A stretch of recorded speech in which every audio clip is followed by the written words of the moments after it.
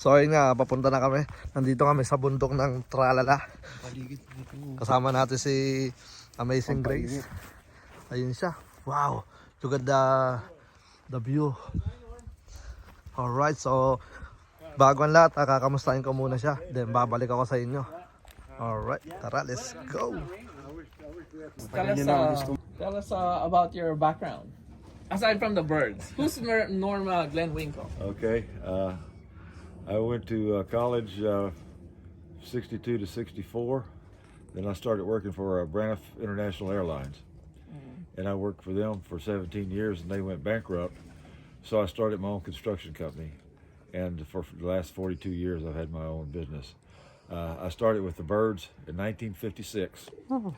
And I won my first race in 1959 against the adults, 25 adults. So I was just a kid. Mr. Jones, Bobby Jones, who is Joey Jones's dad, was my mentor. And as far as he was probably the best pigeon man I've ever met. I mean, he was unbelievable. That's a Jones family loft. Jones family loft, yeah. His dad, his dad. So Kevin Jones is the grandpa. So, you know, we over the years I've been blessed to have good pigeons, and I quit flying locally back about 7-8 years ago because the competition just got really small. The big clubs, you know, just. So the last season that we flew in Old Birds, there were 16 races, and I was fortunate enough to win 14 of them. Should have won another one, but the hawk hit between the A and B, so that chased them up. And then the other race was won by a bird I gave one of the club members. So we won the first 10 champion birds, average speed, champion loft, you know, everything. And I said, that's it. I quit. And so that's when I started. And plus, business was going, so I was just too busy. And now I'm semi-retired. I still have my construction business, but with my wife, she has dementia now, and so I'm kind of her caretaker. So between the birds and, you know, doing everything that needs to be done, it's just I stay pretty busy. I changed my old family. I'll show you an old cock in here after a while. He's 15, called Gusher King. I bred 5 generations out of him, winters, and he actually fertiled this year, believe it or not. Yeah, it was amazing. But about 5 years ago, I developed a real good friendship with Thomas Baldwin. We're very good friends, and I've always had the first pick of anything I want there. Of course, it costs you money, you know, it's not free, but that's the way it goes. And so I also have brought in a couple of kittles now for this to try this next year to add maybe just a little bit of speed, because it seems like the one-loft races are going more and more to fast races. You know, and then if they hit, you have to have birds that can fly the hard ones too. So I guess when you send to a one-loft race, you need to cover your bases. Have some fast birds and some that are just a little, you know, have a little bottom to them. So I'm going to try a couple of some experiments this year, mating some speed birds to just regular, you know, 1,500-yard pigeons or 1,400 or 1,200-yard birds, and see if that'll work. It worked for me in California this year on the 190-mile race. There were 14 birds in the first drop, and I had one in there. And then on the final, I was 37th on the final race. Not quite what I was hoping for, but you know, it's still not bad when you consider the number of birds that they take in and how many people you fly against, you know. And we were fortunate to the race that you won, that we had the eighth champion bird. If she'd have come in 10 minutes earlier, she'd have won champion bird. But my friend Thomas had the first champion bird, so we kind of kept it in the family. So how did you start out with pigeons? What interested you with pigeons? I was just a 12-year-old kid, and the neighbor that lived behind us, he was a kid too. He had caught a couple of common pigeons and had them in a cage in his backyard. And I said, man, I like that. So my dad took me over to New Braunfels to the old Dittlinger flour mill, which is now Schlitterbahn. That used to be an old flour mill. And the night watchman took us up the elevator all the way up, and there was a pigeon up there. We caught it, and it had a band on it. And I said, man, this is good. So I built a little cage, and I kept him about 3 days. And guess what? I let him go. He took off, and I was hooked after that. And so at the beginning, I had a few kings, some fantails, and then the neighbor down the street had some old red check Sions. And he gave me 2 pair of them. And the first race that I flew was the Young Birds in 1957. We didn't have any clocks. We were juniors. And so you had to, when the birds came in, you had to pull the counter mark off, run in the house, and call Mr. Jones, right? Well, the first race I ever flew, I shipped 3 birds, and all 3 of them came together. Boom. But I couldn't get through on the telephone, so I wound up with 5th place. So I worked real hard that summer. I mowed 28 yards for $1 a piece to buy the little Iscus 2-bird timer. Not the Iscus, but the unique 2-bird timer. And it was the little, like, you know, about 6 inches. I don't know if y'all have ever seen one, but you could only clock 2 birds. It had a cylinder on each side, and you had pull the counter marks and put them in there. The gummies. So, yeah, the rubber band. Right, you had to use the counter marks. So in 58 Young Birds, I won my first diploma against the adults. And then it just graduated right on up, and we've had pretty much a winning program since day one, even when I was a kid, you know. And then when I graduated from high school, that's another story. We shipped on Saturday night, right?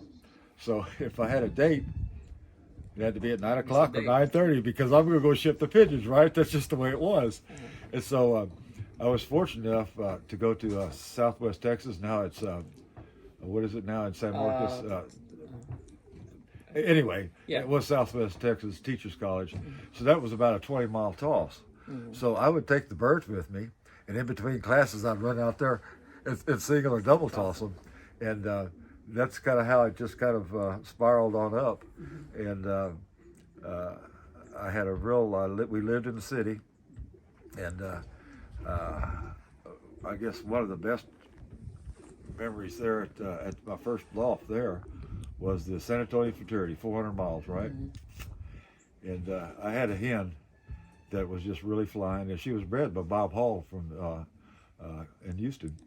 And I told him 2 weeks before the race, I said, Bob, you need to pool a pigeon, okay? So they liberate the birds, and it turned out to be one of those smash races. At daylight, before daylight, boom, here she was. She came in. All right, so I sit there and I sit there and I sit there and I sit there. 2 hours go by, no pigeons. So I start calling around. Nobody had a pigeon. She won the Texas Center Hall of Fame. She won as a yearling. She won 3 400-mile races for me. And unfortunately, I got a divorce in 1979. And I had an auction of the birds. And I had a family of blue bars that were all powder blues. All of them looked exactly alike.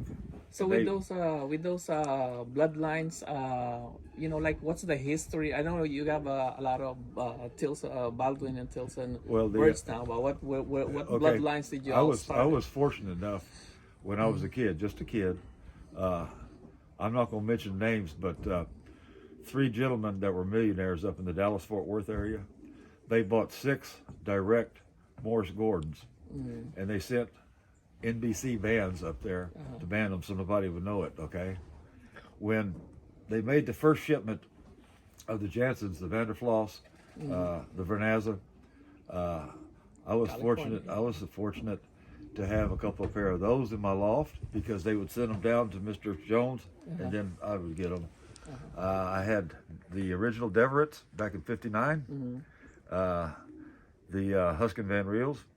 So I was blessed from the beginning to have good pigeons, even when I was a kid. I mean, it was unbelievable. And unfortunately, there was a gentleman, Franklin Frankie. He lived over in Church, Texas, and he came over. He bought all those Gordons. He took the birds, the babies, the nest bowls. He took everything, you know. So he didn't buy them from me. He bought them, you know, from whoever had purchased them. So I was, you know.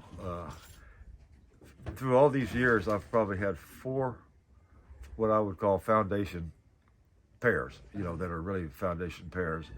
And I guess the first one was a Silvercock 333. that I bred, and then I had a little blue hen that Dr.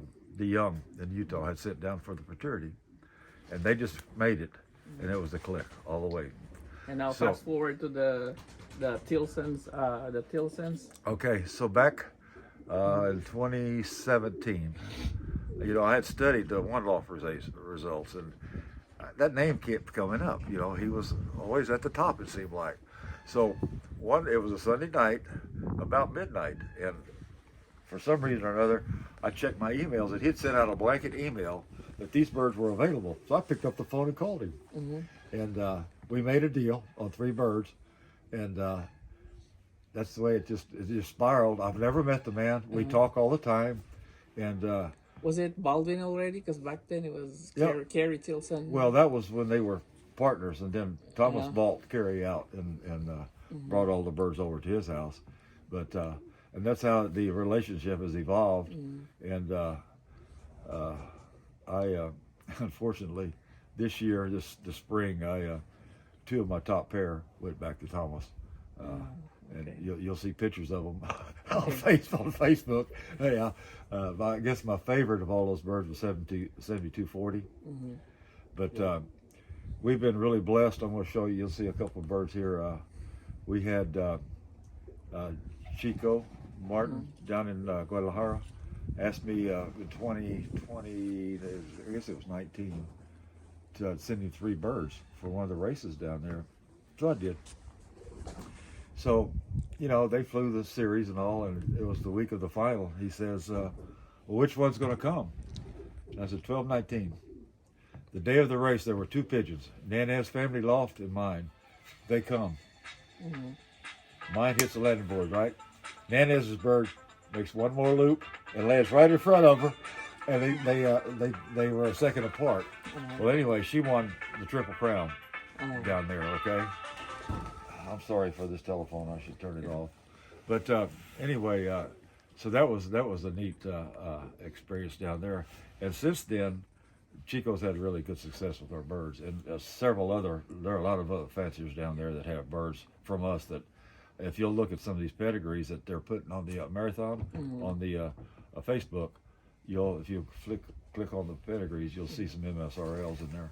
But you know, we've been just really blessed. The AIC win was really cool because that's what I'm about to. It was really interesting. Tell us more about that. Because I had 3 birds in the race, right? The 300-mile race was a smash. I think they had like 7, 8 day birds, and the grizzle hen was the first one in the next morning. So the day of the final, I had my mother in a nursing home, so I was up there visiting her, and my phone's blowing up. What the heck, you know? And it was Thomas trying to get a hold of me. He says, man, you just crushed the AIC. I said, what are you talking about? He says, well, you had 2 on the first drop and 1 on the second drop. So all 3 birds that I had in the race won money. And then we won the first and second colored birds also in 5th average speed. So that was kind of neat because I wasn't even thinking about the race, you know. That was very interesting to me. I saw it like grizzle in a recessive breed. Right, Who exactly, wins a recessive breed? you know. And the grizzle hen is now, I gave her as a gift to Lilton Morris of Texas Dash. His wife loves grizzles. And so they're friends, and I thought, well, you ask Vincent. We're all here. I try to help everybody and that I can, and I don't, and I'll give birds away too. I sell birds, but I sell them just to help pay for the feed and the one-off races because they can get very expensive. And that the recessive breed is a Baldwin Tilson altogether, right? Yeah. Okay. So how did you came up with that one? Because it's like, it's recessive breed. Well, because the sire, 494, we call him Mr. Bob, was a gift to me from a friend up in Baltimore. And I don't know, I just put them together. And he's kind of a chocolate it's a guy, he has the Gallo bloodlines, classic boy of bloodlines. And they threw the recessives. And I've got a buddy in California that's having really good luck with them. They fly, they're pretty, but they also fly. And that's the key to it, you know. You want them to win for you. And of course, as we all know, in a one loft race, you got to be really lucky too. And that's because it's red. It's from Hawkmate. the Hofken, right? From the Hollywood bloodline. Well, The red. yeah, the background of the Baldwin birds was a troublemaker. Cannibal. And Vegas hen. Code Blue, the Vegas hen, and Holly. And Holly is the red one from Hollywood, okay? And that's what, if they have the recessive gene in them somewhere on the pedigree, and you made them another one that has the recessive red. Which is Galio, the Galio bird is also has a gene. Yeah. It's a red gene to it. Yeah, that also has a red gene to it. So that's how the recessives came about. The first one I raised, I said, what's this? You know, red, because I don't have any reds in my loft. Unfortunately, because over the years, I had the boss, who was probably the most prolific cock that I ever had. That was a red check. And I bought him at our club auction. He was bred by Sonny Scott, and he took second on the auction race. But then he just was unbelievable racing. The last race that he flew when I lived in the city was a Smash 400, and I had a couple of birds, and about 3 o'clock in the afternoon, he hits the landing board. He turns around and looks at me like, "Don't you dare send me to any more races." And so his mate that was in the flying loft, they made it together. That turned out to be a foundation pair. Nice. And then I had a red cock called the Dominator that was sent to me as for the fraternity. That turned out to be, he won Hall of Fame and all kinds of stuff. But his babies were just unbelievable, And so, you know how you just kind of, in pigeon flying, it's kind of like horse racing. The horses get faster every year. The pigeons get faster every year. And so you just have to keep up, I guess what you say, keep up with the Joneses. Because, the old families were nice, the Sions and the Stasserts and the Bastines and all, but unless it's a smash 2-day, 3-day race, they're not going to win for you, and you're just wasting your money. It's just talking about money. So how much those because those are the ones that I could remember that you really did big on. How much did those Grizzle? I saw those Grizzle, the red recessive red, and it was a blue bar, right? The other one, the 3 of them. Yeah. From AIC. Yeah. How much did all those guys make? I really don't remember. I think it's like 20 grand. Yeah, It sounds like 20 yeah, grand. it was a nice prize. Yeah. Yeah. One of the best things that I've ever, most exciting races, was the old Vegas VegasRace.com, and I had sent a couple of birds, and I had to replace one, so I had 2 birds in that race in the final, and the first prize was $250,000, right? So I sent a replacement, and the day of the final, they had 869. I'll remember this as long as I live. 869 birds, right, in the race. We had 2. So we had just gotten back from church. It was a Sunday afternoon, and I'm down here feeding the birds. And my wife comes down. She says, she has this crazy look on her face. She says, "What would you do with $30,000?" I said, "I don't know." I just kept feeding. She said, "Well, Gary just called. You had one on the first drop." So they had 15 birds, and they split $450,000, and we got 30,000. But there again, see, I wasn't paying any attention. That's when it's the most fun, when somebody calls you or whatever and says, "Hey, you just won," But were you at the race? You weren't at the race, were you? But you got in your vehicle real fast, didn't you? And drove down here. Drove down to Florida. What, 12 hours from Florida? About 12 hours? Yes, 12 to 13 hours. Yeah. So are those the highlights? I mean, so far, is There's a lot of the highlights. Vegas? There's a lot of highlights. What's the best highlights of your one loft race? It's like a couple of years ago at the Flying D, the final race. I'm at the emergency room at the hospital with my wife, right? And I'm watching the race. And he's chasing this blue bar splash around all over the yard and all. And I told my wife, I says, "Well, we're losing money." She says, "Why?" I said, "That's our bird he's chasing." And sure enough, it was. And she wound up winning 10th on the A race.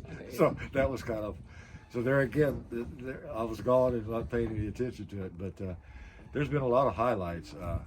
I think my last Obert season was probably the most exciting, because the wife and I would sit up there on that little deck, and we were flying northwest, and you could see the birds coming from over the hill. You could see them a mile and a half away. And I'd tell her, get ready, baby, here they come. And I was flying double widowhood, and I'd get, 3 or 4 or 5 birds on the drop. And where the other guys weren't even getting a pigeon. They, an hour and a half later, they still hadn't had a bird. And so that was really memorable. But actually, the memories I have are just with the friends that I've made over the years. I mean, it's like, a couple of years ago, I didn't know Vincent. I didn't know you, and it's just nice to have the friendships where you can pick up the phone and call somebody in New York or Florida or wherever, and hey man, how's it going, y'all? And that's what I really enjoy. And my customers, I try to take care of them, and I can say, knock on wood, I've never had a bird returned. When they pull the bird out of the crate, out of the bat, I get a call. Oh man, this bird's beautiful. That's what I want to hear. Yeah. And of course, it's like anything else. They're not all going to be winners, but you have a pretty good percentage. A high percentage is what I'm saying. And it's like KZ. I remember over at Lelta's last year. Was he one of those that got the birds? Okay. Yeah. He doesn't really know what he's doing yet, does he? I mean, first year flying the club too. Right. I was going to say it, and he was a money winner at the Texas Dash for Cash. And those were some birds that I gave him. Just, I'm not bragging. I'm just saying, you try to help the new guys out, and that's pretty good. Yeah. I have discovered though, if you have a new guy, you can give him some birds, but you need to make him pay a little bit too, so he has some skin in the game. Because a lot of times people think, oh, he gave me this bird, it's a piece of junk, but not so, man. Yeah. Some of the best birds I've ever had were given to me, or or you swap around and trade and all. So we've been really blessed to have good results. Not so much this year. I don't know. It was just an off year. And what's funny is there's about 4 or 5 guys around the country that are winning with the same birds that I have. It just extends your. Yeah, it makes your friendship and all, but it's you like to have the friendship, and you like to see the results, but you like to have your own results too. Makes you feel good. Yeah. But we did okay. It's just nothing. Not like 2020 was an unbelievable year, and I kind of thought that. What do we have on 2020? Since you mentioned that one, what did all the races, man? But we got checks on 10 or 11 out of 13. Wow. We got a check. So that's the key. If you get a check, you're a winner, right? It's kind of like going to Vegas. Yeah. If you come home with all your money, you're a winner. Yeah. So how do you do your selection in acquiring your birds, and how do you select your breeding that you're gonna send to the one loft? Let's stay with the first one first. Well, I mean, what do you look at, like in your you acquire birds? Well, first of all, a lot of guys are going to probably laugh at me, but I'm not an eye man, okay? I don't have an eye box. I don't look at the eyes. In the sunlight, if a pigeon has a great eye, you can really tell it. I do try to mix them up, like pearl with yellow or whatever, mix them up a little bit. But like the boss, the boss's wife, they were both pearl eyes. And the eyesight men said that pair is no good. Yet they threw, I don't know, 15 or 20 winners, so, everybody has their own way of doing things. I like a strong back, tight vents. I don't like the tail to go up. One year, the Woodlawn Club had an auction here, and I won't mention the man's name that sent the birds in, but he was at the auction, and I said, which is the best bird in the cages? I want to buy it. He said, that one right there. I said, okay, I'll buy it. So I bought it, paid for it, went over and got it, picked it up, and the tail went straight up. It was like a fan tail. I said, nope. And I never even brought it home. So, and good soft muscle, and the good extension on the wing, the tips of the wing to the tail, they need to be all in sync. I mean, you can have birds that have short wings that, their wing extension is an inch or 2 inches away from the end of their tail. That's no good. And they're forearm. Are those your selection, like when you send out to the one loft, or overall, like when you acquire a bird? That's also. It depends on the race. The old story, horses for different courses, and that's pretty much like that in the pigeon racing. So this year, or for 2023, like for California, I'll probably, if they do good in a race, then you need to send some more of them back to the same to the same race. The Hoosier, I like the Hoosier.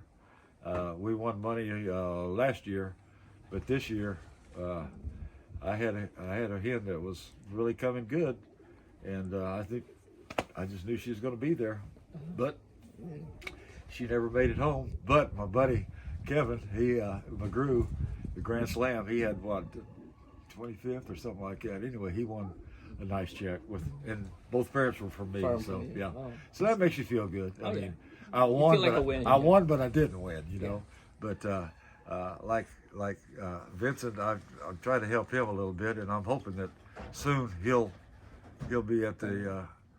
It's just a matter of time. You have to figure out the matings, and over the years, I like genetics, and I guess I've been blessed to. I don't know. I get a hunch about a bird or a pair or something. I get that feeling. And, about 95% of the time, I'm right. Then, of course, sometimes you put a pair together and think they're going to be your superstars. But it takes patience. Yeah. But at my age, I don't have a lot of patience. I mean, guys that breed, they'll breed, say, a cock 3-4 years with different hens and all, trying to get the good one.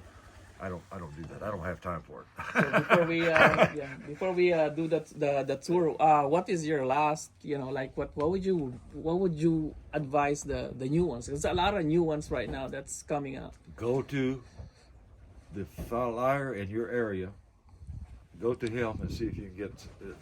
We're talking about the good flyers. The guys that are winning every week. Go to them and see if you can buy some birds from them, or whatever. If they'll give you some or whatever. A lot of times they'll give you something, but it may not. It may just be a color. Is that like a club race advice versus one loft? What about the one loft? You need to get your feet wet first. I would say fly first, the club races a couple of years, get an idea of what you have, and then start out slow. Don't go out to these big expensive races. I notice you put them in a lot of the smaller races, and that way you're not. If you don't win, you're not losing a lot of money. But if you do win, well, it's nice. And that way it takes you probably four years to really establish, what your family and what's going to really fly for you. And I bring in a bird every year or so. I'm a collector of pigeons. I've got the cocks in there that have never been bred that are that are awesome. But my philosophy is, you can't get too many good pigeons. Yeah. And this year, I'm going to only breed 14 pair. That's my goal. And I've sat in there and I've made it and remade it and picked and all. And I still don't have it down, the way I want to mate them. That's why you don't see any breeders in the breeding loft yet, because I haven't decided exactly what what I want to do. I think I know, but I'm sure I'm going to change it. Okay, you ready to show us you want to take a short break? Yeah. Short break. Short break. Let's take All a right. short break. Hen right here. She was first dropped twice at Big Andy's on the 200 and the 250. All of her sisters and brothers that have been flown out of this pair have been money winners for me in the one-off races. She's her daddy is Alcifar. Well, okay. The daddy is a son of the KW cock and Victoria, which was the champion bird at the Victoria Falls in Africa in 2018. Okay, the mama of this bird is out of Alcifar and Jasmine, who were both number one and number 2 in South Africa in the Hotspot series. Okay, everything out of that pair is flown or bred for me. Okay, she's the aunt. In other words, her sister was the mother to the bird that was 8th champion bird at Texas Dash this year. So it's a good bloodline. And Alpasar and KW. Yeah. Which KW is probably one of Thomas's Foundation. one of his top cocks. The daddy to this bird is just phenomenal.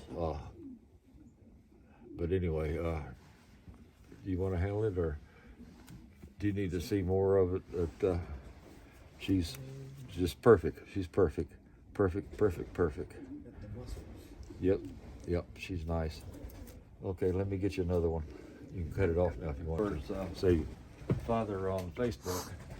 This is a daughter, a 7240, which is 348 and 1148 rather.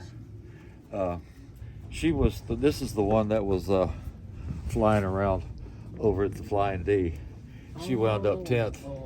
Her brother last year was the 10th champion bird at Crooked River, and he also won some money on the sprint series. I sent him to Thomas. Thomas Baldwin has her brother now, but I'm breeding out of 4 brothers and and 3 sisters out of that pair.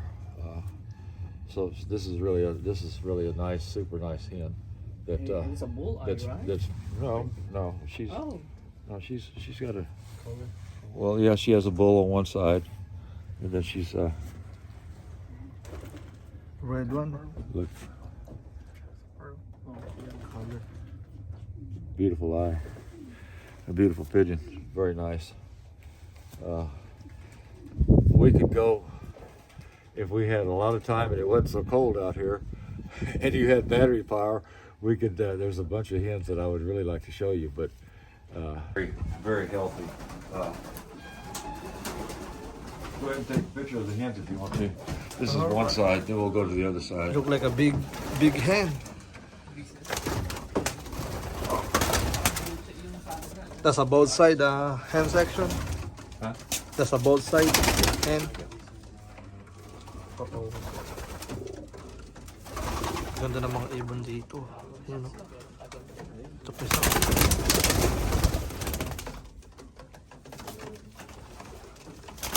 Alright. So ngayon dito tayo sa kabilang section. Ngayon titignan natin. I wish we had some sunshine.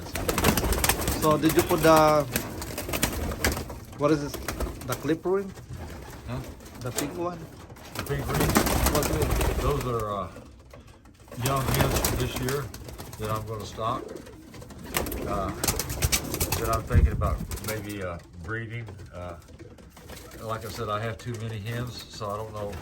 I'm still trying to pick which ones I want to breed. But I'll do a rotation and I'll breed out of a lot of them. But those are young hens from this year. Those that have the pink bands on them. And those are out of the key pairs that they've been graded 3 different times. I've had 2 different gentlemen come out and grade them also, and that's the cream of the cream. They're all perfect, ready to go. So I have some hard decisions to make. I may sell a couple of them. I can't breed them all because I'm only going to breed 14 pair. So what I do also, Gerald, when I'm breeding my pumper loft, the birds that are in the pumper loft are as good as the birds I'm breeding. So if I miss, if they get out of sync if they don't lay at the same time or whatever, I can go ahead and get some babies out of my pumper loft that are as good as those in the breeding loft. So that really helps me in the long run, But there's some very, very nice pigeons in here. Yep. Especially this one. You see this one? What, silver? No. The bluebird. Right here. There we go. This look like really nice for me. Oh yeah. She won 8th champion bird at the Evolution. Wow. 2 years ago. Yeah. Very nice pigeon. Yes, sir. All right.